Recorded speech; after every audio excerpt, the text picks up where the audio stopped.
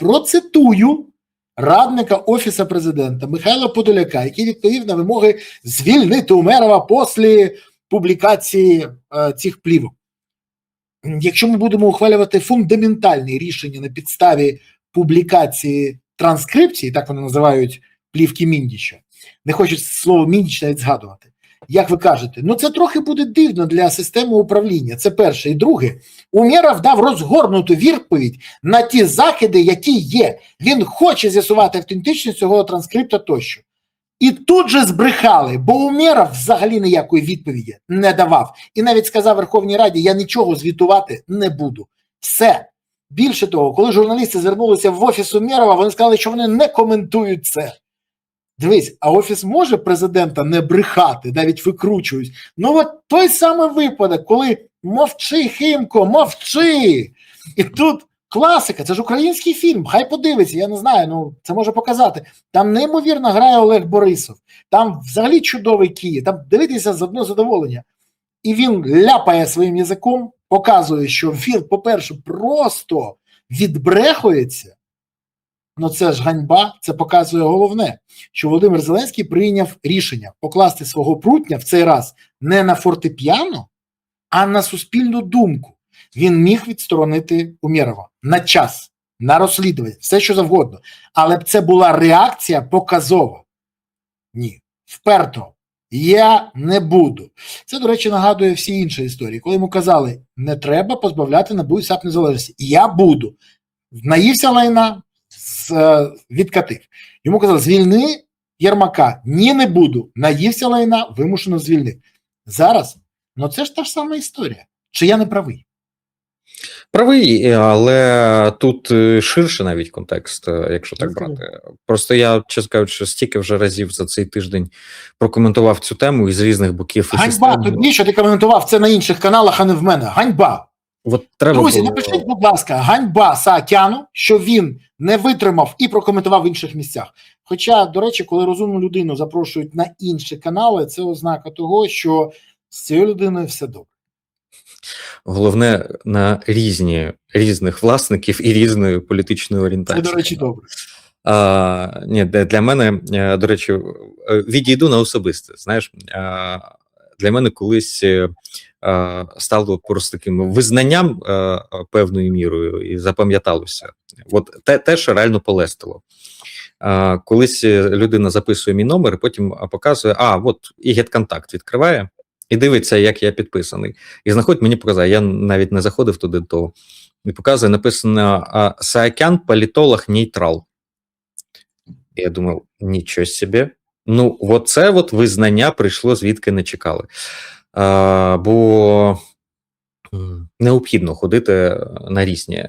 До українофобів не ходжу, до ворожих не ходжу. Але в українському сегменті український націоналізм, по-моєму, Бойко на початку ХХ століття сформулював, що український націоналізм починається з усвідомлення, що в Україні немає ні зайвих людей, ні зайвих територій.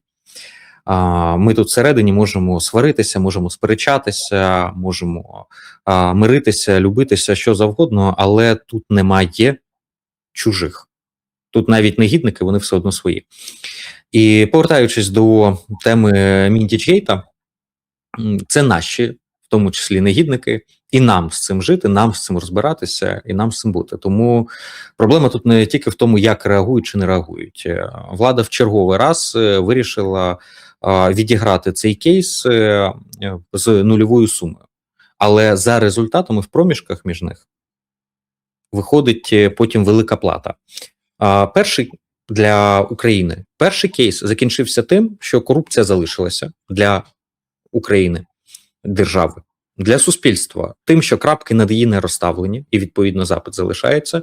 Для влади тим, що на питання, а чи Зеленський знав, суспільство по наїтію відповіло, що знав. Ясно, знав. І з цією думкою залишилося. Хоча на етапі тому у влади були всі можливості зафіксувати негативні результати для держави і почистять ситуацію, для суспільства дати якомога більше даних, відповідей, і правоохоронні органи, антикорупційні органи могли би не тільки плівки публікувати, але й результати в проміжках демонструвати. А для влади в результаті зняти питання про те, чи Зеленський знав, не знав, підмінивши його реакцію. І тоді байдуже як проблема, яка систему завжди характеризує в результаті не сама проблема, а реакція на неї. Правильну реакцію можна загасити майже будь-що. Але відсутність реакції можна просто відіграти в нуль ситуацію, здавалося б. А в реальності це прихований великий мінус. Тому новий виток, він розпочався з точки зору державного інтересу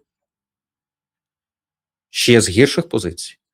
Наразі це прямий удар по оборонці, по контрактам в оборонці, по купі речей, пов'язаних з репутацією української держави, українського оборонно-промислового комплексу, і внутрішньої довіри, і зовнішньої довіри.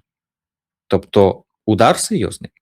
Далі, удар по суспільному інтересу. Якщо першого разу ми принаймні чули плівки, реально плівки, голоси, і від правоохоронних органів антикорупційних, тобто верифіковані і від структур, які перед законом відповідають за те, що це правда. Якщо там і то ми завжди можемо сказати, може щось фальсифікували, може не все показали, може десь щось підмонтували, тощо 100% довіри немає. Цього ж разу ми навіть цього не чуємо. В нас анонімне джерело, списки, які, стенограма, яка озвучується голосами інших людей, і в яких отакий маленький епізод.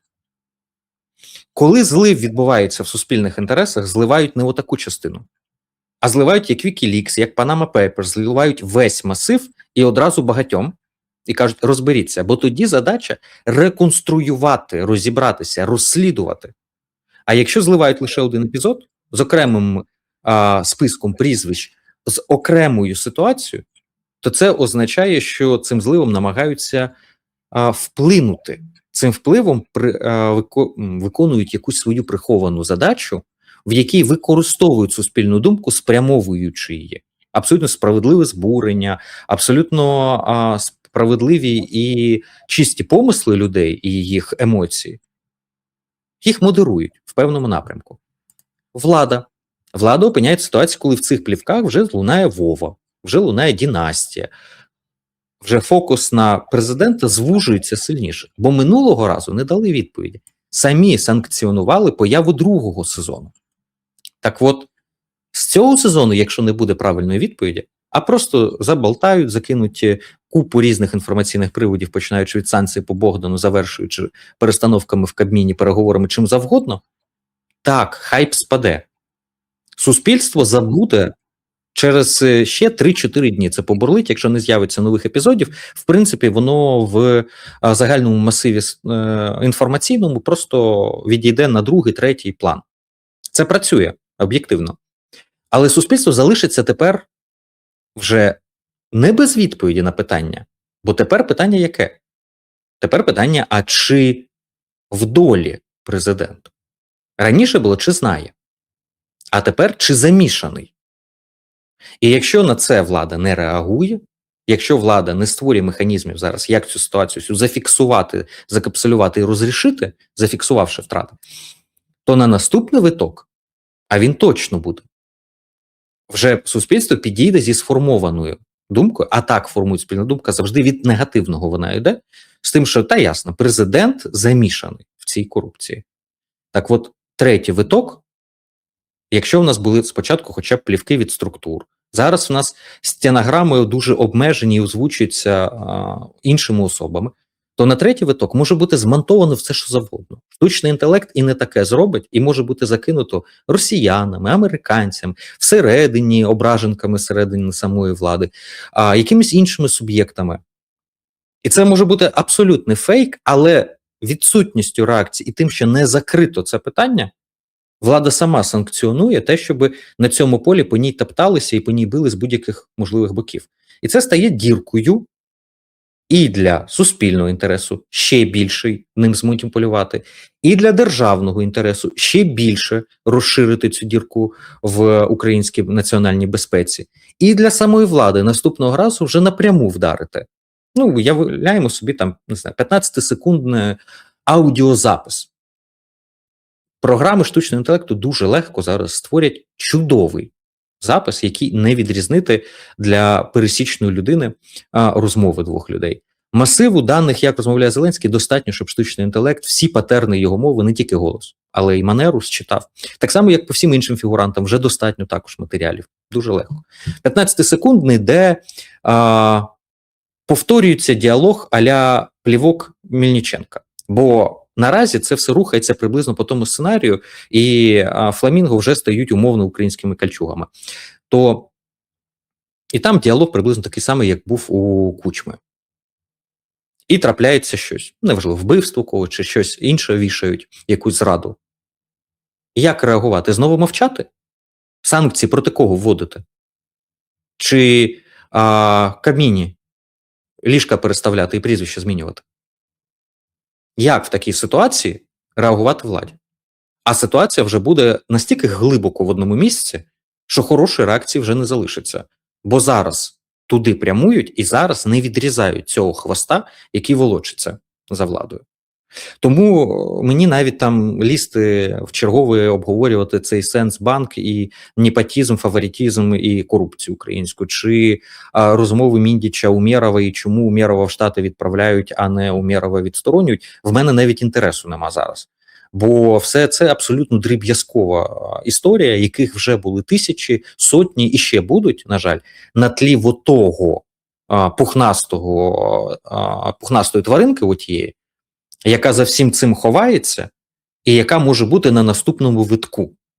І тоді однаково будемо всі в одному місці. І влада вигребить по повній в ситуації, з якої вже не буде шляху назад. І обороноздатність буде підважена так, що, дай Боже, щоб це не повалило для нас певні напрямки, цілі в обороноздатності. І суспільство буде в ситуації, коли розібратися, а де правда, а де маніпулюють, а де взагалі що відбувається, зрозуміти вже буде складно. Бо може бути і інший сценарій. Не одну плівку якусь опублікують, чи хтось озвучить якусь а-ля компрометуючу інформацію, правдиву чи вигадану, неважливо навіть в цьому випадку. А можна взяти і просто простір завалити купою фейків. Просто взагалі завтра відкрити шлюз. До речі, це дуже влучне зауваження. І в такому випадку, звісно, влада ніби навіть вийде, комусь владі може прийти таке в голову, з а-ля перемогою, тому що все дискредитовано, все замішано. Але направду в цьому буде знищена довіра, і якраз після цієї хвилі тоді можна повторити сценарій Пісца, тільки вдвічі або втричі більшому об'ємі. Тому що це тоді може знищити повністю будь-які точки опори в цій ситуації для суспільства. А що потрібно зробити? Я 10 секунд буквально. Так. Створити інституцію, яка в умовах війни має мандат на те, щоб розбиратися в таких складних питаннях, які знаходяться в сферах або на межі військово-оборонного комплексу, державних замовлень, оборони і дипломатії. Так, як це були комісії Конгресу створені, так, як в Ізраїлі створено комісію відповідно, так, як в інших державах. Комісія Трумена. Да, в Штатах це була Трумена, але там при кожній війні створюється така комісія. Це просто так. під час світової війни Трумена була. Так само, як є постійно діюча комісія і в Кнесеті по подібним питанням, і в всіх державах, бо парламенту нема довіри, зрозуміло, що він там бултихається в самому низу. Але правоохоронні органи в таких ситуаціях не можуть нічого відповісти, бо в них дуже вузька компетенція і вузьке поле. Антикорупційний, і вони завжди будуть всюди бачити корупцію. Так само, як молоток завжди всюди буде бачити цвяхи. І вони можуть не побачити диверсійну підривну діяльність за цим. Просто непотизм і просто телефонне право, яким там оптимізовують процеси. Бо не завжди корупція – це от весь той ворог, який відноситься до корупції. Це може бути як набагато гірше, так і може бути взагалі нешкідливо, направду. Якщо цим займається поліція, в неї ще вужче. Якщо цим займатиметься СБУ, вони всюди зрадників будуть шукати. Немає того органу, який міг би компетентно відділити зерна від полови. Тому це робить зазвичай парламент. Що парламент може в українському випадку зробити? Знайти по одній або дві людини в кожній фракції порядної, адекватної можна. Людей 8-10 парламентарів на наш парламент, знайти тих, які ще не спалили свою репутацію перед суспільством, запитайте мене не в ефірі, я назву десяток точно тих, яких би можна було б в таку комісію запросити. Від різних фракцій, причому буде. Рівнозначно. Друге, знайти по декілька людей з різних сфер. Військово-промислового комплексу, юридичної практики, фінансово-монетарної політики, міжнародного права. По 2 людини буквально знайти таких, ну також в нашій країні все ще можливо. Коротше, знайти 20 порядних людей, для яких репутація не порожній звук, точно можна. Щоб вони пройшли всі перевірки на причетність до іноземних спецслужб, агентурної і так далі, все інше. Контррозвідувальний режим максимальний. І дати їм доступ до таємниці державної. Пройти максимальну преселекцію суспільну, широкого діалогу з суспільством навколо цього, різних гравців тощо, і так далі. Також можна зробити. Але тут ключове в основі має лежати. Треба бути готовими, що прийдеться здавати своїх, і треба бути готовими до того, що ця комісія реально відріже цю ситуацію і розбереться, де по фаєрпойнту, де реальне виробництво і де реально державний інтерес, де реально дотримання цін, конкуренції тощо, а де, можливо, не зовсім. Розібратися по телефонному праву, коли міністр з кимось домовляється і там постачання тощо, коли це в інтересах обороноздатності, щоб швидше відбувся процес, бо таке буває, правда. А де це про зловживання, про контракти, де це про витоптування поля конкурентів, знищити їх, щоб свої підприємства зайшли під державні замовлення. Така комісія чітко може в цьому розібратися. І по багатьох інших епізодах, не буду їх всі перелічувати, але без подібного суб'єкта ми будемо ходити по колу, причому це така спіраль, яка бурить і з кожним колом спускається все глибше і глибше туди, де слизько, холодно і страшно, в саму глиб всієї цієї ситуації забурюється. Я тебе зараз поверну на землю. Це Та не буде цього, ми чудово це знаємо, я ж чомусь сказав.